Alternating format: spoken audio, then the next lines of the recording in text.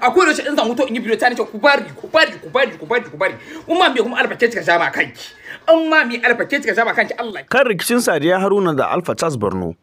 A yanzu haka an tabbatar da cewa Sadiya Haruna ta sa an kama Alfa Tas Borno, wadda a yanzu ake tunanin cewa an ma kai ta gidan kurkuku, wato gidan gyaran hali, gidan yari.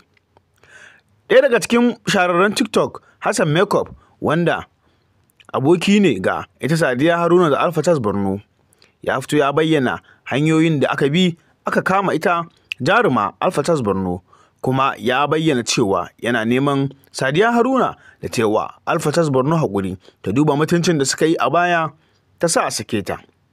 Haka kuma Hassan Makeup din ya ƙara cewa ya sha jawa Alfa Tas Borno kunne kan abin da take yi bai kamata ba. Gashi ta fito live tana zagin Sadiya Haruna da iyayenta, wanda ta faɗi wasu kalamai marasa daɗi akan Sadiya Haruna.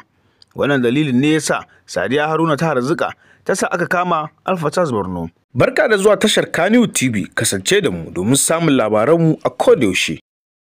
Ni ko in ban kashe bauta wallahi bana hura ta ba. In ban kashe bauta billahi lazi bana hura ta ba. Sadiya Haruna zan sa ta kama Alfa, ni zan sa Sadiya ta kama Alfa in ban kashe bauta billahi lazi bana hura ta ba. Akwai rashin in zan mutu in yi bidiyo ta nace ku bari umma me kuma Alfa ke cika jama kanki.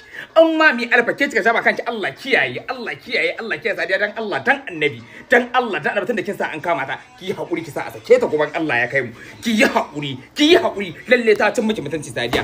Ta cin miki mutunci ta zazzage ki Alfa ta miki komi dan Allah Sadiya ke tana mutunci da kai da ita a da. Ki hakuri ki yahe mata sai an jima. Abin ne ya bata mu ayin sai a kira a ce wani guri na ta na sa Sadiya ta kama Alfa.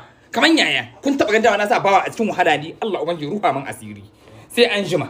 Shikenan Alfa Tas Borno, you don't see what I'm always cool you karki kin yi gashi nan yanzu until you close. Sadiya Haruna ta kulle ki.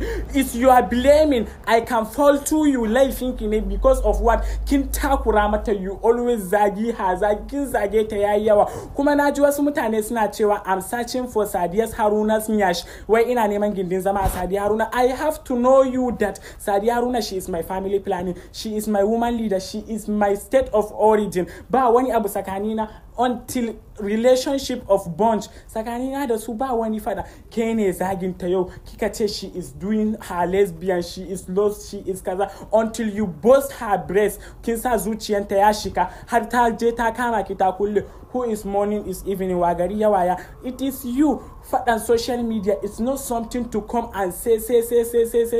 Alfa Tas Borno, you and Sadiya Haruna, I will not bite in everybody. Sabida kullum my trying to settle you people, but amma kun dauka cewa fadan social media is a good bad. Gashi na for now you close, you don't do anything, your shop is closed. It is your faculty kuma laifin ki ne. Ni dai ba abun da zai ce my family plan and my family issue. I'm releasing in this case. Allah ya bada zaman lafiya. Anti Sadiya kuma, you should be patient and releasing Alfa Tas Borno because this one she is my finish.